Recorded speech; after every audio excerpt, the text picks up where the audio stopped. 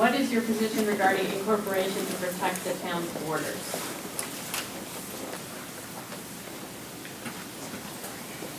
That's a difficult issue for us. If we could find a way to do it at a reasonable cost, I would certainly be in favor of that. I don't know that that's an avenue that the town is able to pursue, the key being at a reasonable cost. There are services that are required to be provided by a village, or a city for that matter, but for a village, that would be pretty substantially expensive for the town to overcome. And as we sit here, it's funny that this question comes right on the heels of the principle of taxation.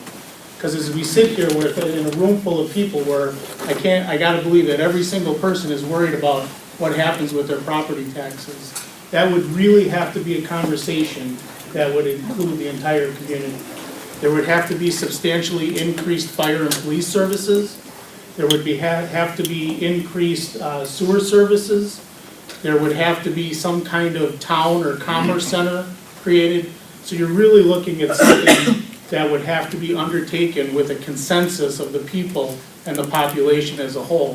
Fundamentally, I would not be opposed to it.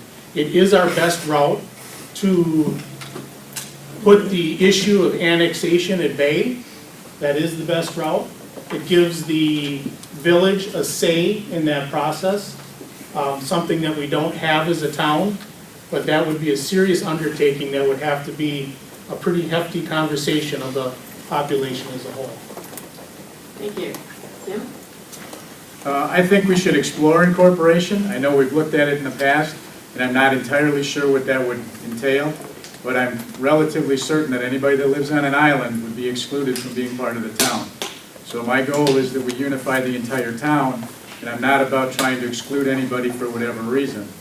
But I do think that there may be alternatives that we should look at and we should explore.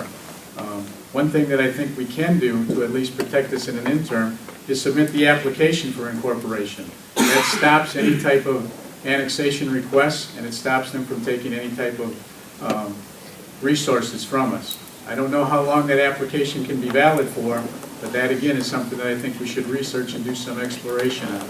So I would be for incorporation if it's something that can be done economically and it makes sense to all of the residents, not just the majority. Angie? Incorporation is an issue that's been bandied about for years. Incorporation was tried in the 90s twice by the town board. It has to be initiated by a resident. At this point, $2,500 must be spent to the state in order to start an incorporation. In the 1990s, it was found that the town did not qualify. There are statutory requirements in order to incorporate. At that time, those identified areas were not addressed. Simple things like a full park system was necessary. And had they been addressed at that time, over a period of time by acquisition or by those efforts, perhaps we would be closer today to having the opportunity to incorporate.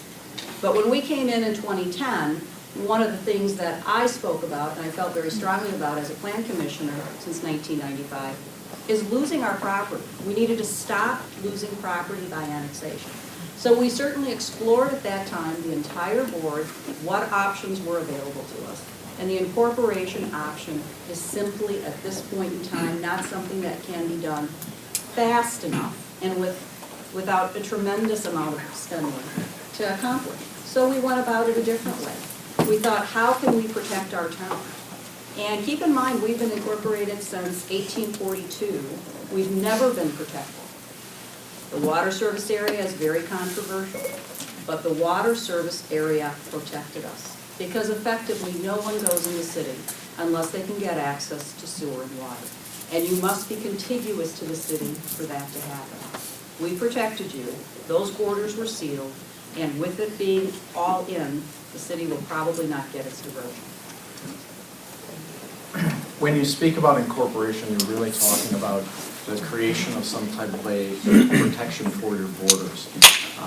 One way to accomplish that is through a border agreement. A border agreement is next to impossible, in my opinion, with the city. They have no, it is counter to their interest to enter into that. So I just don't believe that they'll ever have the will or desire to go down this path. However, our friends to the south, I think, have a different view of that because we also face annexation from Village, which is in our south. And there are ways to create a border agreement from our south. The fact of incorporation, as has been said many times already, we simply don't qualify. The discussion has been had. We have too many islands. We don't have the infrastructure. We don't provide the services. It is a $25,000 fee to simply promote your application into the state for consideration. And that would be a waste of $25,000 that would get thrown right back at us.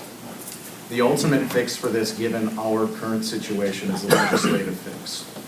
The Urban Towns Association last year did work and tried to promote a new class of town, which was an urban town. We participated last year in the Urban Towns Association for one of the first times in quite a while to try to help mold that and create that policy. They excluded us as a town from participation based on the demographics that they put together. That doesn't mean that it's something we should abandon.